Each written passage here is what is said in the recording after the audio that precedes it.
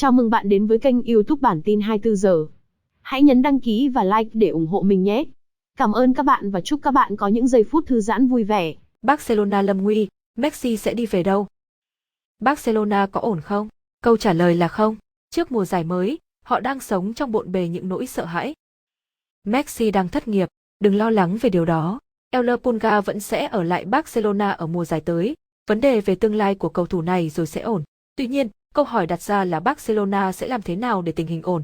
Nếu như Messi tiếp tục gắn bó với Barcelona thì có nghĩa rằng câu lạc bộ sẽ phải chất chồng một nỗi lo mới trên vai. Làm sao để cắt giảm chi phí, cân bằng sổ sách để có đủ tiền trả cho Messi, dù đã chấp nhận giảm 50% lương.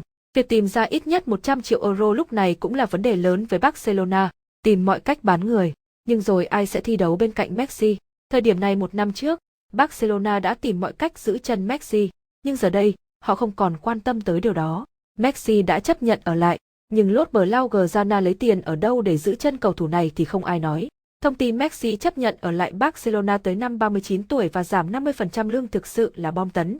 Khi ấy, mọi người đã tin vào lời hứa của Joan Laporta khi mới nhậm chức, giữ chân Messi. Thế nhưng, thương vụ này hoàn thành chưa? Câu trả lời là chưa, hay nói đúng hơn là nó mới chỉ hoàn thành. Trên mặt báo, tính tới thời điểm này, Messi đã là người tự do trong 21 ngày, kể từ ngày mùng 1 tháng 7. Ngay cả khi Barcelona có đủ tiền ký với Messi vào ngày mai thì họ cũng không thể đăng ký cầu thủ này bởi quy định giới hạn về quỹ lương ở La Liga. Các tân binh như Sergio Aguero, Eric Garcia và Memphis Depay cũng vậy, dù cho họ đang khao khát khoác lên mình màu áo mới. Nhiều người đã chỉ trích Kini Inazum bẻ kèo với Barcelona để sang PSG, nhưng rồi tới đây, người ta mới hiểu rằng một cầu thủ không dại gì bước lên một con tàu đang đắm. Tin tốt với Barcelona là họ còn 1 tháng nữa để xoay sở, nhưng tin xấu là họ còn quá nhiều việc phải làm. Trong đó, việc quan trọng nhất là giữ chân Messi. Chủ tịch Joan Laporta đã hàn gắn được vết sẹo trong lòng Messi sau khi cầu thủ này trải qua mối quan hệ không thể cứu vãn với cựu chủ tịch Barto. Joan Laporta đã thành công khi thuyết phục Messi giảm lương từ 45 triệu euro năm, sau thuế xuống chỉ còn hơn 20 triệu euro năm. Nhưng bây giờ, Barcelona không chỉ cần tiền để giữ chân Messi, mà còn cần cả những người sát cánh cùng cầu thủ này. Họ cần nhiều điều hơn nữa để níu chân cầu thủ vĩ đại nhất lịch sử đội bóng. Các cuộc đàm phán với Messi mất nhiều thời gian hơn dự kiến vì phải tìm ra công thức tài chính để có thể sống sót. Hay nói cách khác, Barcelona buộc phải bán máu để có thể tồn tại ở thời điểm này. Nhiều cầu thủ lớn có thể sẽ phải rời khỏi Nou Camp trong làn sóng ấy. Tổng số nợ của Barcelona ở thời điểm này vào khoảng 1,17 tỷ euro. Vào mùa đông năm ngoái, họ đã phải cắn răng vay thêm 525 triệu euro từ Goldman Sachs để cơ cấu lại tài chính. Trong khi đó, các cầu thủ đã đồng ý để câu lạc bộ chậm lương vào tháng 11. Chủ tịch Joan Laporta thừa nhận rằng quỹ lương của Barcelona hiện chiếm tới 110% doanh thu của đội bóng.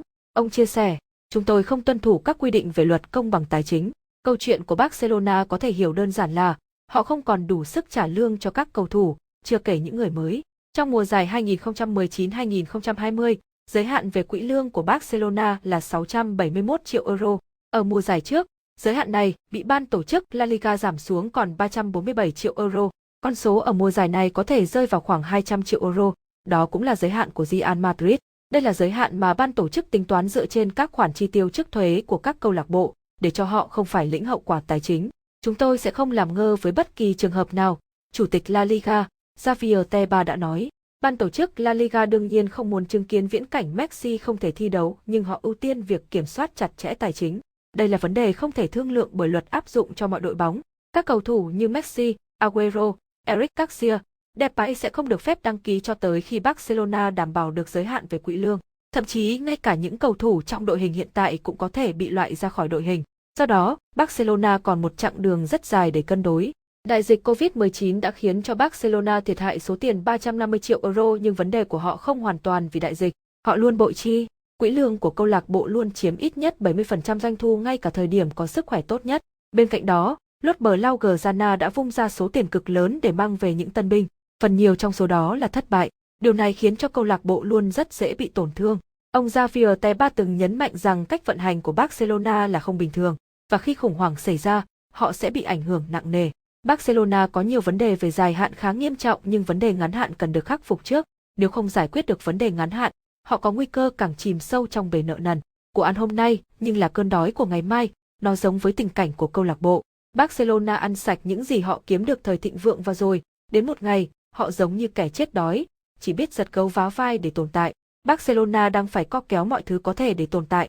Họ đã bán Khaled Alena cho Taphe với giá 5 triệu euro, Junior Fipocholit với giá 15 triệu euro, Jin, Clyde Toji với giá 8,5 triệu euro.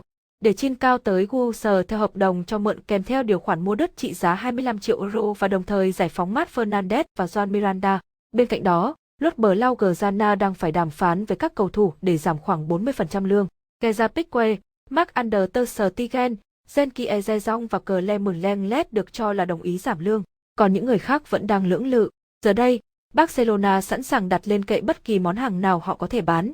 Samuel Umtiti đã được giao bán, Miralem cũng tương tự, Coutinho được xem là hàng tồn, Mane Dembele cũng không còn cửa ở lại nhưng lại đang dính chấn thương. Nhưng việc bán những cầu thủ này không phải là chuyện đơn giản, bởi lẽ không nhiều câu lạc bộ sẵn sàng bỏ ra hàng núi tiền để rước các cầu thủ Barcelona, đó chưa kể họ còn phải trả khoản lương khổng lồ cho họ. Có lẽ, Barcelona chỉ ước được rằng xóa bỏ mức lương của những cầu thủ này ra khỏi quỹ lương của câu lạc bộ. Anthony Griezmann cũng được xem là gánh nặng với khoản lương lên tới 20 triệu euro. Ngay cả khi không muốn loại Griezmann lúc này, bởi lấy đông người ra sân thì Barcelona cũng có thể nhắm mắt cho qua, trừ khi phép màu xuất hiện. Việc bán đi ngôi sao người Pháp có thể giúp cho Barcelona giải bài toán tài chính dễ dàng hơn một chút. Đó là lý do vì sao Barcelona đang phải chạy đôn chạy đáo giải quyết tương lai của Griezmann, kể cả việc đổi lấy sau hay Dybala, những người có mức lương mềm hơn. Barcelona giờ đây giống như một kẻ hoảng loạn, họ có thể bán tất cả những gì có thể, chỉ trừ Messi. Nhưng vấn đề ở thời điểm này, Messi đâu còn là người của Barcelona, chưa có tiền ký hợp đồng mới. Hát Long theo Guardian